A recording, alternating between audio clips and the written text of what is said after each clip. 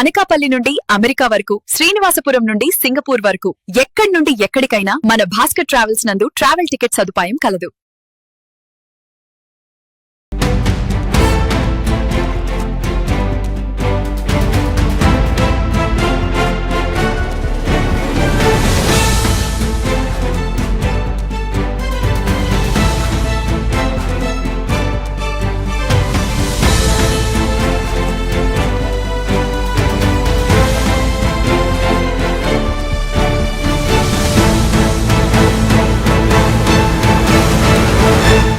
నమస్తే, smart TV news కి స్వాగతం.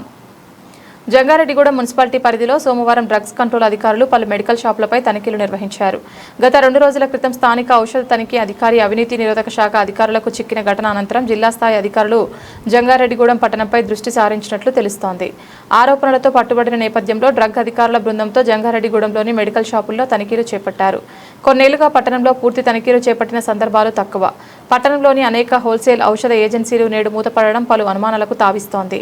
ఔషధ తనిఖీ అధికారులు తనిఖీలు చేపడుతున్నారనే సమాచారంతో ముందస్తుగా కొన్ని దుకాణాలు మూసివేసినట్లుగా కనిపించింది. పట్టణంలోని కొన్ని మెజార్టీ మెడికల్ షాపుల్లో జీరో దందా నడిపిస్తూ శాంపిల్ నాణ్యత లేని మందులను అంటగడుతూ అందిన కాడికి దోచుకుంటున్నట్లు ఆరోపణలు కూడా ఉన్నాయి. అందుకని అనేక మెడికల్ షాపులు ఉన్నపలంగా షట్టర్లు మూసివేశారని తెలుస్తోంది.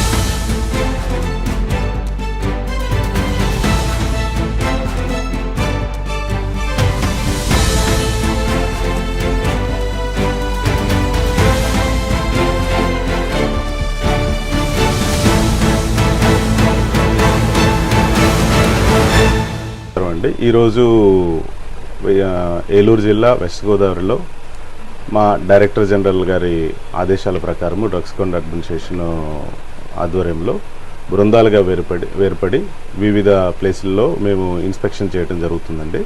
సో ఈ ఇన్స్పెక్షన్లో ఏమైనా వైలేషన్స్ కానీ ఏమైనా నోట్ చేస్తే దాని మీద యాక్షన్ తీసుకోవడం జరుగుతుంది.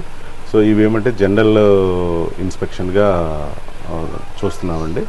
అట్లానే ప్రజలు కూడా మందులు కొనేటప్పుడు కానీ సో వాటి ఎక్స్పైరీ డేట్స్ సేల్ బిల్లు కంపల్సరీగా అడిగి తీసుకోవాలి అని కోరుకుంటూ సెలవు తీసుకుంటాం. జంగారెడ్డిగూడెంలో ఇప్పటి వరకు 6 షాపులు జంగారెడ్డిగూడెంలో చేయడం జరిగిందండి. కొన్ని వైలేషన్స్ ఉన్నాయండి, అవి నోట్ చేసాము. దాని మీద మేము చర్యలు తీసుకోవడం జరుగుతుంది.